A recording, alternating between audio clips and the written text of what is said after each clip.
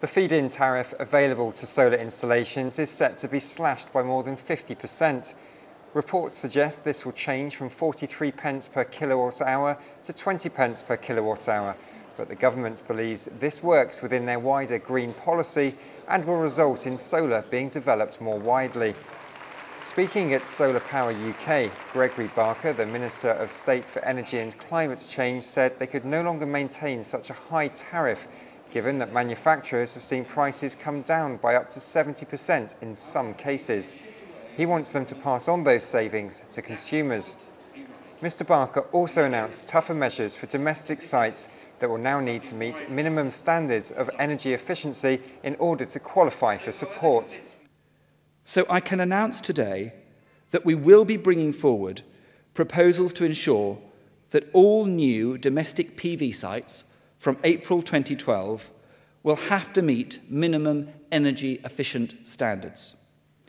It cannot be right to encourage consumers to rush to install what are still expensive electricity generating systems in their homes before they have thoroughly explored all of the sensible options for reducing their energy consumption in the first place.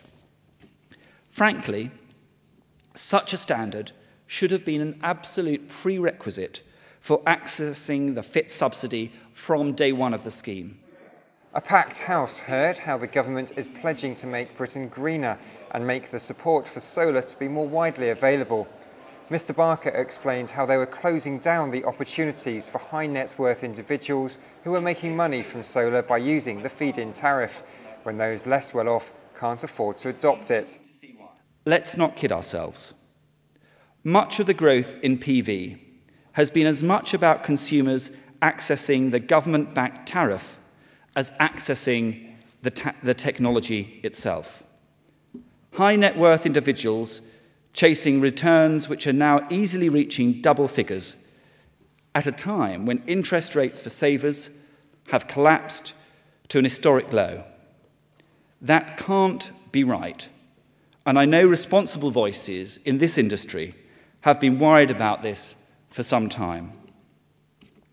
So however convinced we may be of the long-term potential of this exciting technology, we have to face up to the economic reality that every other sector of the economy is challenged by.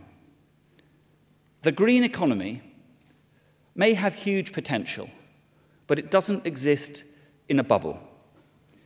Yet the subsidised returns we have seen on solar PV investments, funded from consumers' energy bills, are simply unsustainable.